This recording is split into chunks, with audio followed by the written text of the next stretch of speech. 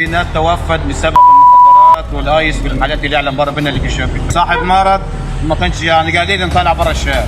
هو ايه اللي جرى للناس؟ وليه الجريمه بتتعمل بدم بارد كده ومن غير اي تفكير؟ زمان الجريمه كان ليها سبب وبتقف عند حد معين، لكن النهارده العنف بقى عشوائي ومتوحش وماشي في سكه ما فيهاش رجوع. والسر في اغلب الاحيان مش مجرد شر جوه بني ادم، السر في الماده اللي بتمسح العقل وتسيب مكانه آلة قتل ما بتفكرش. قصتنا بتبدا من مكان مشهور بهدوءه وطبيعته البسيطه، جزيره ابو نشابه، وهي مكان الناس فيه عارفه بعضها بالاسم، والاصول والاحترام هي القاعده الأساسية في الجزيرة. لكن الهدوء ده اتكسر فجأة يوم 8 أغسطس، يوم عادي في الظاهر بس كان بداية لنهاية مأساوية هزت الجزيرة كلها. راجل كبير في السن من أهالي الجزيرة، راجل كبارة ومحترم ومش طالب من الدنيا غير الستر لبيته والأهل، لاحظ إن في شوية شباب خدوا ناصية قدام بيتهم كده عشان يبيعوا السموم والمخدرات للغريب. الراجل ده هنته النخوة والشهامة وما قبلش إن أرضه أو منطقته يتحولوا لبؤرة من المتعاطين يدخلوا ويخرجوا أو يرعبوا الأهالي. بدأ يطردهم